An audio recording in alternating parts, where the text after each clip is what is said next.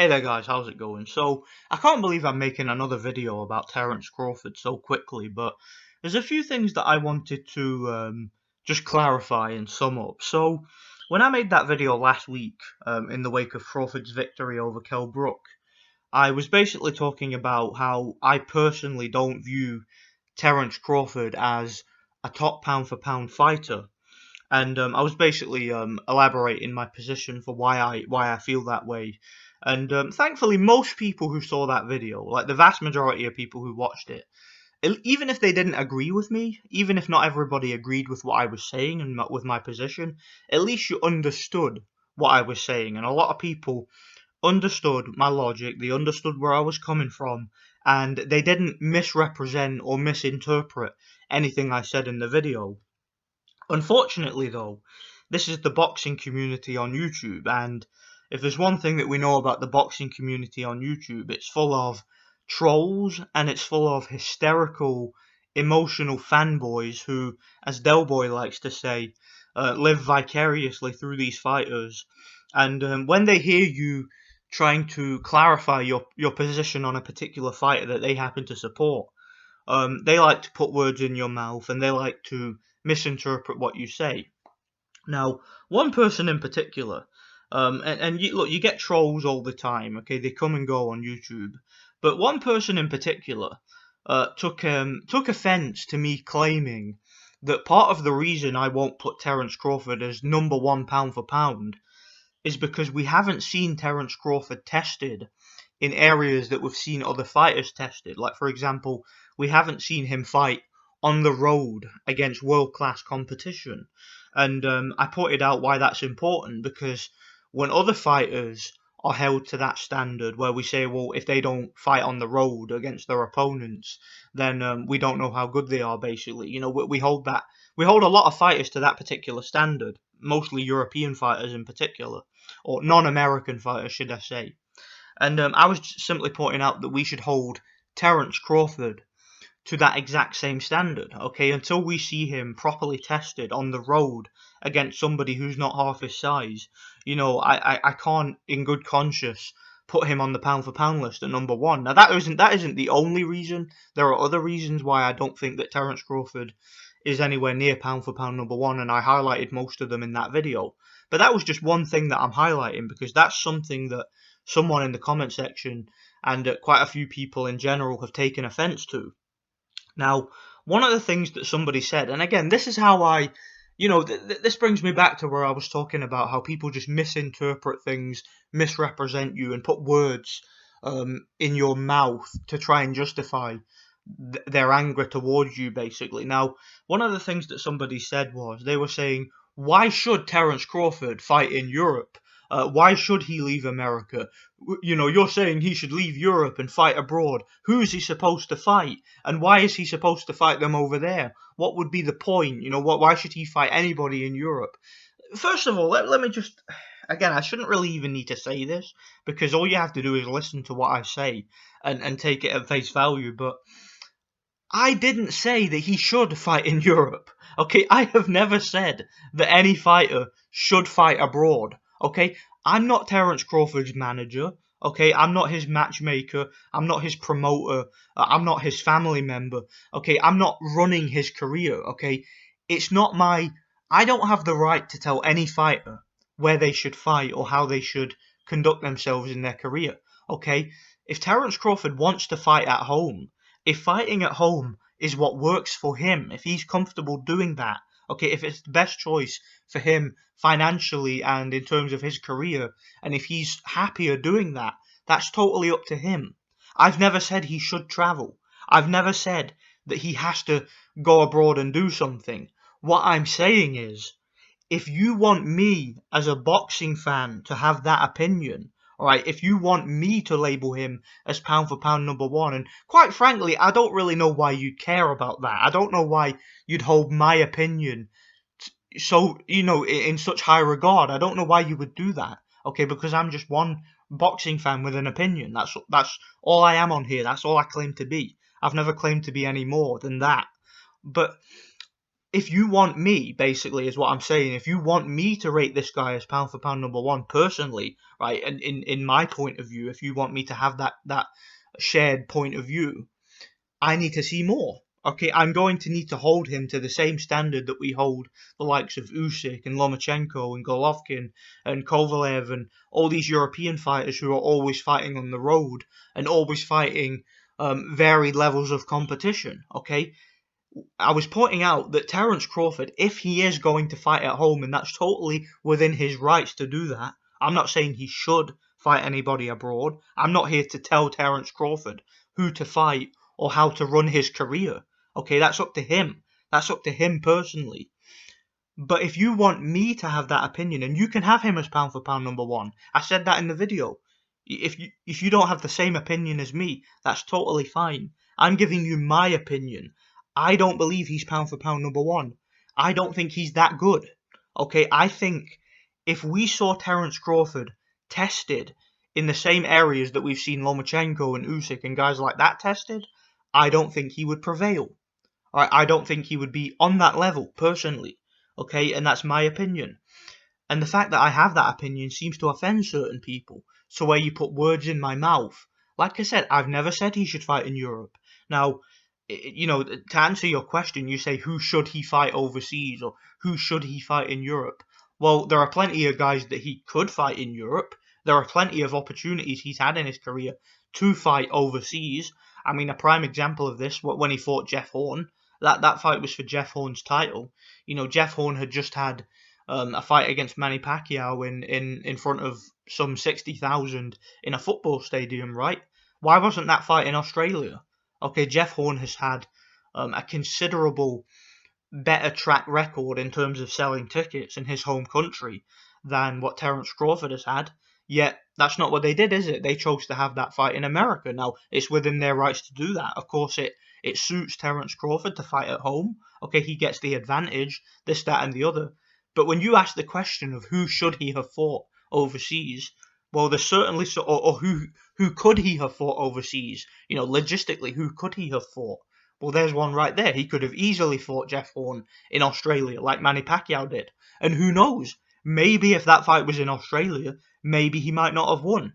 Maybe Jeff Horn, with the crowd behind him, would have been more motivated, and maybe Terence Crawford would have been a bit more demoralised. You never know. We don't know what would have happened in that situation. We haven't seen Crawford fight in his opponent's backyard, right? We haven't seen him do that at that level, so we just don't know, okay? The fact that the fight was in America, you had 3 American judges, American referee, all right, everything was all set up for Crawford to have the advantage, okay? It's cool that that happened, but what I'm saying is, I would like, if you want me to put Terence Crawford as pound for pound number one, I have to see him on the other end of that to see how he would handle it, to see if he is that good. All right, is he as good as Lomachenko or Usyk or Golovkin or any of these guys who have been on the other end of that, who have had to deal with politics and who have had to show themselves as road warriors and have had to show what they're made of mentally, that they can handle that situation. Okay, to give another example, when he fought. For example, when he fought Victor Postol was a world champion, right? Just like Terence Crawford. That was a unification. They had that fight in Terence Crawford's hometown, right? With 3 American judges and an American referee. Now, they could have had that fight in Europe, right? They could have very easily had that fight in Ukraine. Okay, Victor Postol was just as popular in Ukraine, if not more so, than Terence Crawford was in the States at that point. I mean, if you look at Postol's career, he'd been fighting in Ukraine. He'd been fighting in decent-sized arenas. So, again, I'm not saying that this should have happened. I'm not saying that Crawford should have conceded to fight in Ukraine and gone over there. I'm saying he could have. When you're asking me who could he have fought overseas, well, there's a situation right there where he could have. When he fought Amir Khan, it would have made perfect sense to have that fight in the UK. Okay, they could have had that fight in Birmingham. They could have had it in Manchester, places that have huge Pakistani, Asian, contingents. They could have easily had that fight in the UK, where Amir Khan is a much bigger name and a much bigger ticket seller than Crawford is in America. Okay, but no, Crawford wanted the fight at home. He wanted all the officials on his side so he could throw low blows, so he could cheat if he needed to win, right? Again, I'm not saying he shouldn't do this. What I'm saying is I need to see more in order to have that opinion. I mean, think of more examples. Well, he just fought Kell Brook. Kell Brook is a much bigger name in the UK than Crawford is in America, right? If you don't believe it, look at the tickets that Kell Brook was able to sell when he fights in Sheffield Arena, for example. You know, when Kell Brook fought Vyacheslav Shevchenko before he even became champion, I believe. You know, Kell Brook was selling more tickets back then than Crawford is now. I mean, Kell Brook has been on pay-per-view. You know, Kell Brook fought Gennady Golovkin. He fought Errol Spence Jr. You know, these are all big fights in the UK that sold big crowds. So, I mean, you know, Terence Crawford wanted the fight in America. Errol Spence, of course, fought Brook in the UK. So that was at least a hurdle for him to overcome that we haven't really seen Crawford overcome at that level. Now, obviously, there are differences because of the pandemic and the lockdown and whatnot, so there wasn't really a crowd for Brook against Crawford, and there wouldn't have been had it been in the UK either. But the point still stands when you're saying, oh, who could he fought in Europe? You know, who could he have fought overseas? I just gave you a bunch of examples of people he could have fought overseas. All right, so again, please don't put words in my mouth. And again, you get the people who come in the comments and they take offense to the fact that I say that Lomachenko is more proven at world level than Terence Crawford, and that I can't, in good conscience, say that Terence Crawford is more, or I can't rank Terence Crawford over Lomachenko on the pound-for-pound list. And then you get the roasters in the comments that say, Lomachenko has 2 losses! How can you be pound for pound with 2 losses? And, like, he lost to Salido! I'm like, guys, for fuck's sake, man. Like, do you know, on a side note here, I'm about to go off on a tangent, but the reason I do that voice when I read out comments from these fucking roaster trolls is because a couple of years back on here, you guys might recall there was a guy who always used to comment on my channel, this troll, right? And I think his name was Man in Water or something stupid like that. And basically, this guy used to always just wrote, you know, he used to write stupid comments just trashing Triple G and Kovalev and Lomachenko and Usyk and all the European fighters, and, you know, fanboy over Andre Ward and all that, and he would just constantly troll my channel and write stupid shit in the comments like that, like Lomachenko losing to Salido and all that crap. And what was funny about it is, and it sort of changed my perception on these trolls, is because he had a profile picture, right? And his profile picture was a picture of Dexter from Dexter's Laboratory. So now whenever I read these troll comments, I always imagine, like, when I read them out loud, I always imagine they sound like Dexter from Dexter's Lab, you know, where he says things like where he says things like, it's like, you are so stupid. If you guys have ever seen that show, it's fucking funny, man. The way the guy talks, like, you are so stupid. There is one hiding in the hose, and yeah, that's how I imagine these troll comments, like how I imagine them in my mind when I read them out loud. They say things like, Lomachenko has had 2 losses. How can he be pound for pound? Triple G got schooled by Canelo. You are so stupid. Terence Crawford has never lost a fight. How can you not have him pound for pound? You are so stupid. I'm sorry, guys, man. I'm losing it today. I digress. Yeah. But yeah, these trolls that say all that shit, and I'm like, I just have to point out. I just have to point out to these guys, I'm like, for fuck's sake, man. Like, Lomachenko, right? So saying Lomachenko has 2 losses, so he can't be pound for pound. And then you just completely ignore context, right? You completely ignore the fact that Lomachenko has had, 15, 16 professional fights and has fought nothing but world champions. I mean, Lomachenko turns professional, and in his second professional fight, fights a veteran world champion and loses by split decision. And he lost to Salido, so he can't be pound for pound. You are so stupid.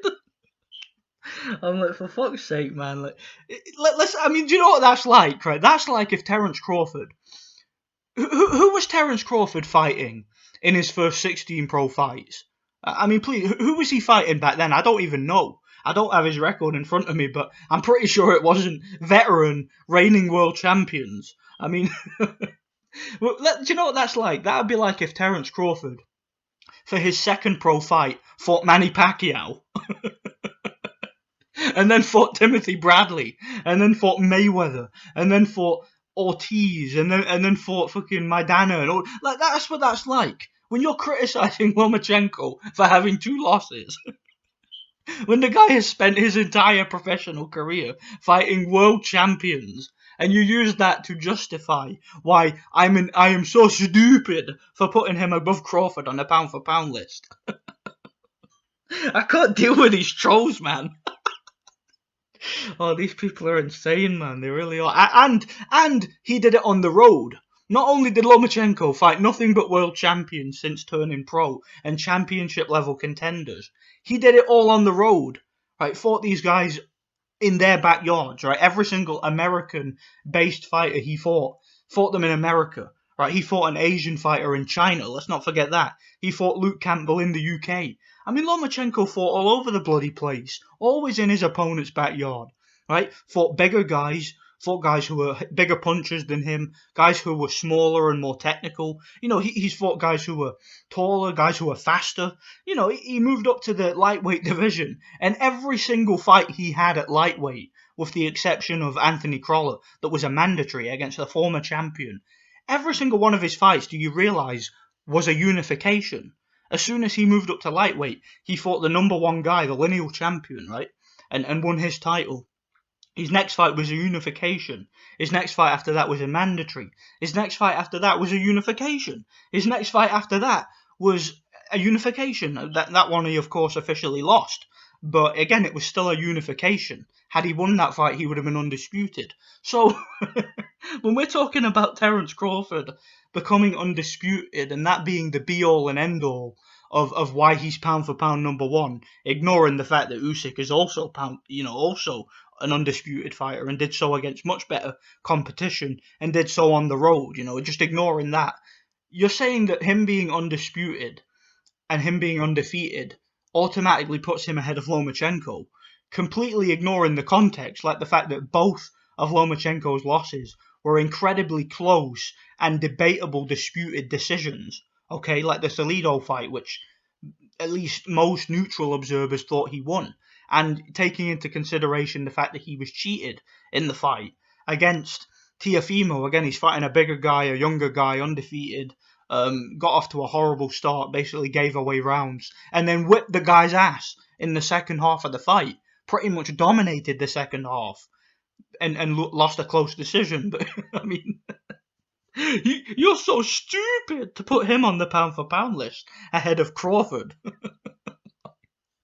Oh man, like I just don't get it, man. I really don't. But yeah, I kind of got off on a tangent with this one. But the fact that people were so offended by the things I said in that video when I'm doing nothing but speaking clear sense.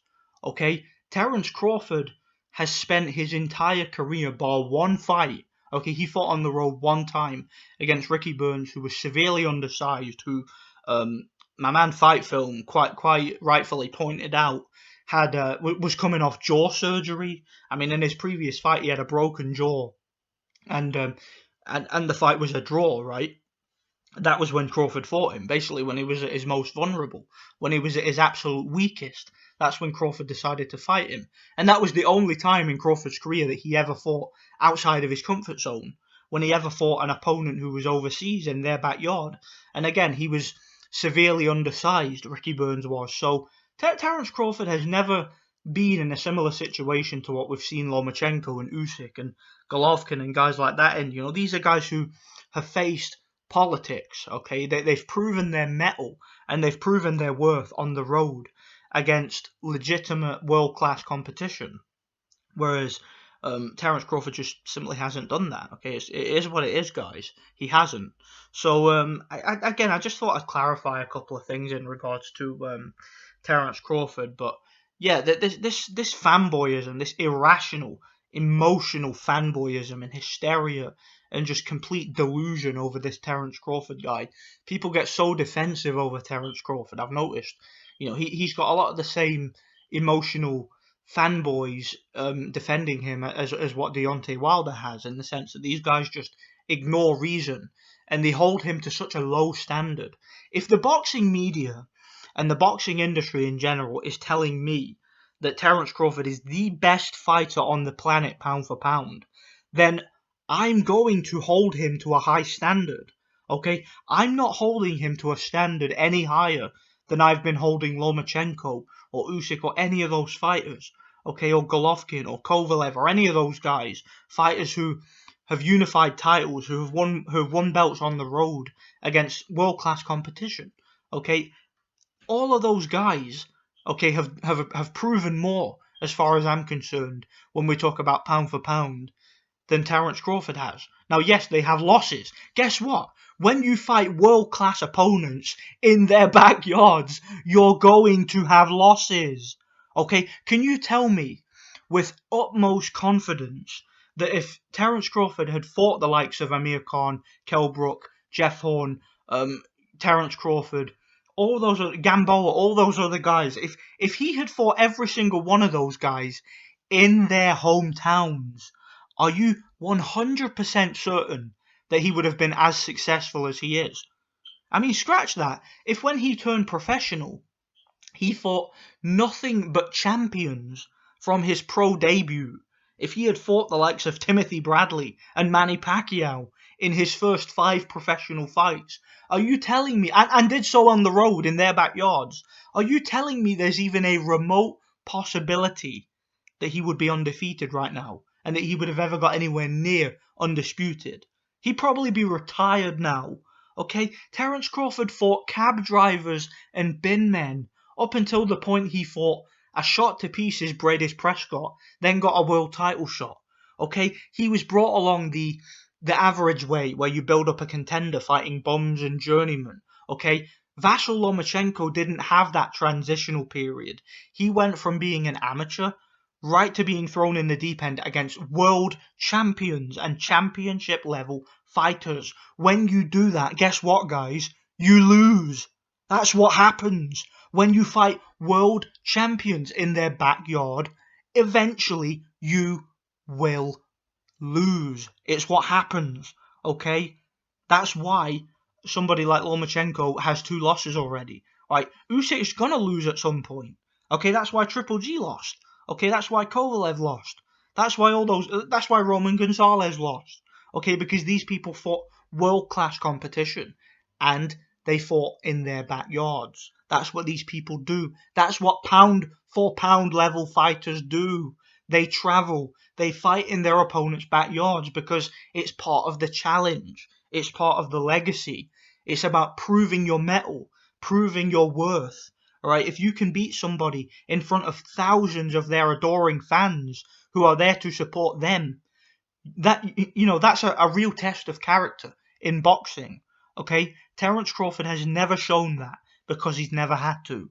Okay, so I just figured I know this went on way too long.